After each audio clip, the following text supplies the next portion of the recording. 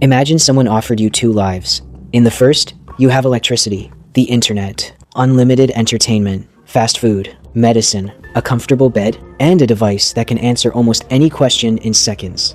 In the second, you own almost nothing. You sleep under the stars. You walk for hours every day just to find food. Every mistake could cost you your life. Which one would make you happier? The answer seems obvious, but what if I told you that the brain inside your head wasn't designed for the first life? It was designed for the second. Today, we're living in the safest, most comfortable, and most technologically advanced time in human history.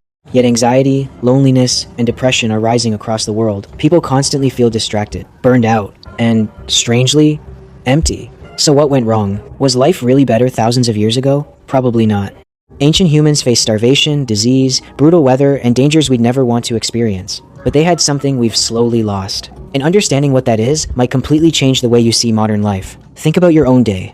How many times have you picked up your phone without even thinking? How many times have you opened Instagram just to close it a few minutes later, without remembering what you even watched? How often do you finish one goal, only to immediately start worrying about the next one? It's like happiness always stays just out of reach. You tell yourself, I'll finally be happy when I get better grades, when I make more money, when I get in shape, when I buy that thing I've always wanted. But when you finally get it, the excitement fades, and your brain finds something else to chase. Over, and over, and over again. If modern life gives us everything our ancestors never had, why does it feel like so many of us are enjoying life less? To answer that, we have to go back. Not hundreds of years, not thousands, but nearly 30,000 years. The sun rises over a wide open landscape. A small tribe slowly wakes up around a dying campfire. Nobody reaches for a phone, because there isn't one. Nobody checks emails. Nobody worries about missing out. The first thing they do is look at each other. Some begin repairing stone tools. Some prepare to gather berries, roots, and nuts. A few experienced hunters quietly follow fresh animal tracks. Every person has a role, not because someone forced them to, but because everyone mattered. Now here's something most people get wrong. Ancient humans didn't spend every waking hour fighting mammoths. In fact, many hunter-gatherer societies spent only a few hours each day finding food.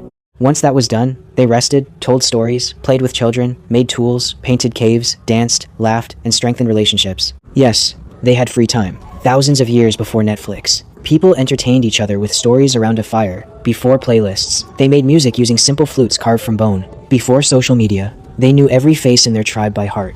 Life was harsh. Nobody should romanticize it. There was hunger, disease, injuries, and dangers we'd never want to experience. But there was something their world didn't have. Endless comparison. An ancient hunter never woke up wondering why another tribe had a nicer cave. He wasn't comparing himself with 1,000 strangers before breakfast. His brain focused on one thing: the people standing beside him. Now compare that to today. Before you've even brushed your teeth, you've already seen millionaires, models, professional athletes, and people pretending to have perfect lives. Your ancestors spent their mornings looking for footprints in the dirt. You spend yours looking at highlight reels on a screen. Your body is sitting safely in your room, but your brain is processing more information in 1 hour than our ancestors might have processed in weeks. And that's where the real problem begins. Because while the world changed incredibly fast, the human brain didn't. The software you're running today is still ancient. Here's the strange part. Your ancestors didn't disappear. They became you. The brain inside your head today is almost identical to the brain of a hunter-gatherer who lived thousands of years ago. Evolution doesn't work on the scale of decades, or even centuries. It takes tens of thousands of years, which means our technology raced ahead, while our biology stayed behind. Psychologists call this an evolutionary mismatch. In simple words, our ancient brain is trying to survive in a world it was never designed for. Take sugar. Thousands of years ago, sweet food was rare. Finding honey or ripe fruit meant valuable energy, so the brain evolved to crave sugar whenever it could find it. Today, that same survival instinct is being exploited. A single bottle of soda contains more sugar than many ancient humans would consume in days, yet your brain reacts exactly the same way. It says, eat more. You might not find this again, except you will. Tomorrow, and the next day, and every day after that. Now think about social media. Your ancestors lived in tribes of maybe 50 to 150 people. That's all they needed to know. Today, before lunch, you've seen the lives of thousands. Your brain was built to compare itself with a small tribe, not an entire planet. No wonder it constantly feels like someone else is doing better. And then there's dopamine. Most people think dopamine is the chemical that makes you happy. It isn't. It's the chemical that makes you chase. It whispers, maybe the next one, the next video, the next notification, the next purchase, the next achievement. It keeps you moving. Thousands of years ago, that kept humans alive. Today, it keeps you scrolling. The problem isn't that your brain is broken. The problem is, it's doing exactly what it evolved to do, just in an environment that knows how to hijack it. And once you understand that, something surprising happens. You stop blaming yourself. Because maybe you were never lazy. Maybe you were never weak. Maybe you've simply been trying to use Stone Age software inside a 21st century world. So, were ancient humans actually happier with less? Maybe that's the wrong question. Because happiness isn't something you can dig out of an ancient cave and measure. Some days they were probably terrified. Some days they were hungry. Some days they lost people they loved. No one should wish for that life. But maybe they had something we've been quietly trading away.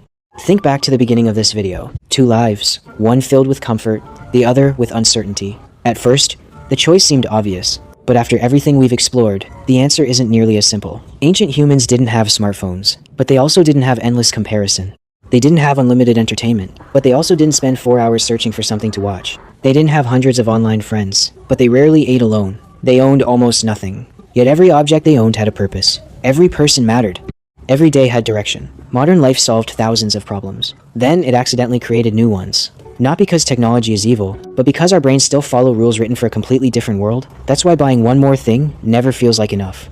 Why another notification feels exciting for about 5 seconds. Why achieving one goal immediately creates another. Your brain isn't trying to make you happy. It's trying to keep you chasing. Because for almost all of human history, the humans who stopped chasing didn't survive. And maybe that's the greatest irony of modern life. We've become so good at surviving that we've forgotten how to simply exist. So what do? Not by throwing away our phones. Not by pretending it's still the Stone Age. But by giving our ancient brain more of what it evolved to expect. Real conversations. Real movement. Real sunlight, real silence, moments where nothing is demanding your attention. Because those aren't life hacks. They're reminders. Reminders of the environment that shaped every thought, every emotion, and every instinct you have. Maybe happiness was never hidden inside more possessions, more achievements, or more notifications. Maybe it was hidden inside the things we've slowly started replacing. So the next time you unlock your phone for no reason, or catch yourself chasing something you don't even want, stop for a second and ask yourself, is this what I truly need? Or is it just what my ancient brain has learned to crave? Because we escaped the dangers of the Stone Age. But we never escaped the Stone Age mind. And perhaps, understanding that is the first real step toward a happier life.